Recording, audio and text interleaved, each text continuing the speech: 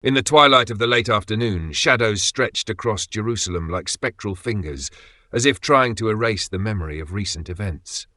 The setting sun painted the sky in hues of blood, a grim omen echoing the blood spilled on Golgotha earlier that same day.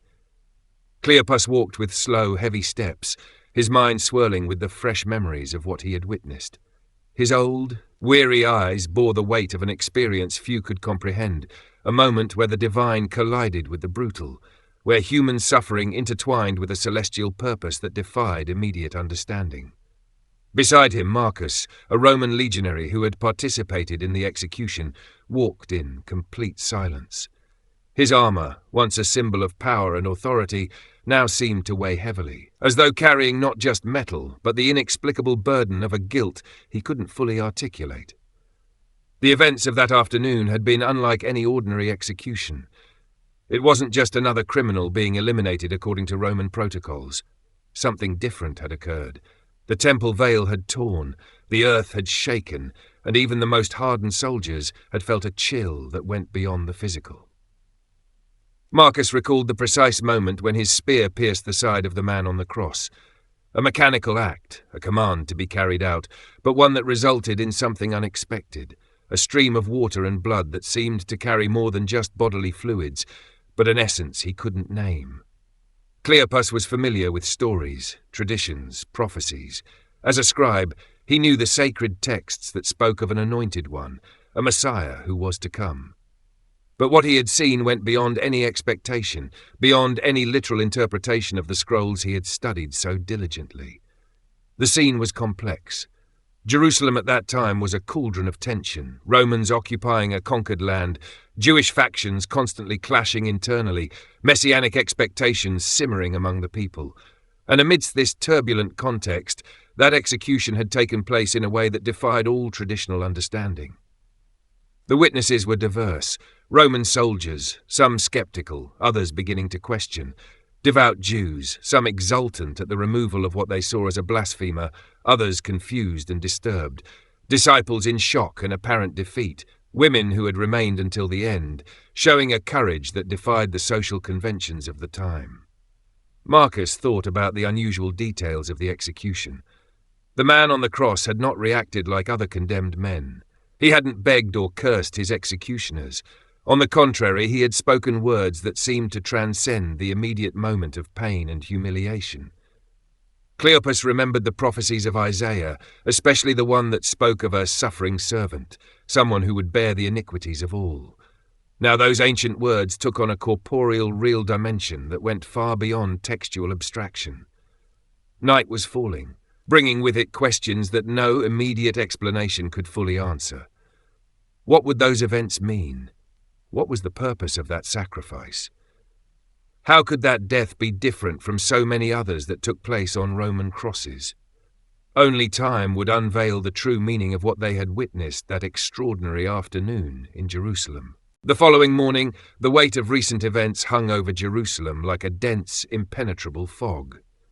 Marcus awoke in his military quarters, his sleep fragmented by strange dreams, visions of the crucified man, more vivid than any real memory. Rumors were already spreading rapidly through the city. Something unusual had happened at the tomb. Some spoke of a missing body, while others whispered of resurrection. The Jewish authorities were visibly unsettled, moving frantically to suppress any narrative that might contradict the official account of the events. Cleopas met secretly with others who had witnessed the events. Among them was a woman named Mary, who seemed to carry a different energy, a mix of hope and bewilderment. She spoke of strange encounters, moments where the crucified man, now seemingly resurrected, had appeared in ways that defied all logical understanding. The details emerging weren't just stories, but fragments of a reality that seemed to be reshaping itself. Marcus learned that several of his fellow soldiers had experienced inexplicable phenomena, strange sounds in the night, visions they couldn't fully describe, a sense that something fundamental had changed. The city was divided. Religious leaders scrambled to suppress any narrative that might challenge their authority. The Romans sought to maintain order, fearing that any unusual movement could spark an insurrection. Amid this complex backdrop, the direct witnesses carried fragments of a truth they could not yet fully grasp. Cleopas began to connect the recent events with ancient prophecies. There was something in the sacred texts that seemed to be unfolding in an utterly unexpected way, not as a literal fulfillment, but as a revelation that transcended traditional interpretations. Marcus wrestled with his own internal conflict. His military training, rooted in objectivity and pragmatism, clashed with experiences that defied rational explanation. The spear he had used now seemed to carry a significance far beyond that of a mere tool of execution. The days ahead would be critical. Something was emerging, not just a new religious narrative, but a transformation that touched the deepest foundations of humanity's understanding of divinity, sacrifice, and redemption. The city of Jerusalem outwardly appeared unchanged, but for those who had been close to the events, nothing would ever be the same again. The transformation began subtly, almost imperceptibly at first. Marcus, the Roman legionary who once embodied the power of an unyielding military machine, found himself gradually unraveling from within. His certainties, built over years of service, crumbled in the face of an experience that transcended any training or indoctrination. Cleopas observed this metamorphosis with an expression of profound understanding. He knew that great spiritual transformations rarely occur through dramatic events, but rather through subtle internal shifts, almost invisible to outside observers. The witnesses to those events began to disperse, carrying fragments of a narrative that would become much more than a simple religious story. Each of them held a piece of a larger puzzle. Mary, the women who had stood steadfast, the disciples who had initially fled but later returned, and the soldiers who found themselves confronted by something beyond their immediate comprehension. The impact of those days in Jerusalem would be felt far beyond that specific moment. The structures of power, both religious and political, would feel the tremors of that transformation. A new understanding of divinity, sacrifice, and redemption was emerging, challenging all established norms. Marcus made the decision to leave the Roman army. His conversion wasn't dramatic or instantaneous, but a gradual process of deconstructing his former identity. He began sharing his experience with others, not as a fervent preacher, but as someone profoundly altered by an encounter that defied conventional explanation. Cleopas devoted the remainder of his life to recording and preserving those narratives. He understood that what had happened could not be fully grasped through literal accounts alone, but required interpretation through layers of meaning that transcended the immediate historical moment.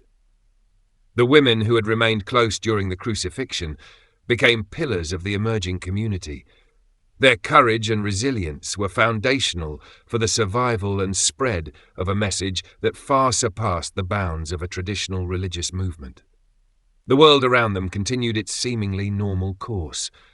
Jerusalem persisted with its political tensions, the Roman Empire maintained its dominance, and social structures remained rigidly in place. Yet something fundamental had shifted. A portal had been opened, revealing the possibility of transformation. The true revolution lay not in external events, but in the inner transformations of those witnesses. Each of them now carried the potential for a radical reconfiguration of understanding regarding the divine, the human, and the purpose of existence. On the distant horizon, the first rays of a new understanding began to emerge, a comprehension that would challenge established paradigms and pave the way for a radically different perspective on the relationship between the human and the transcendent.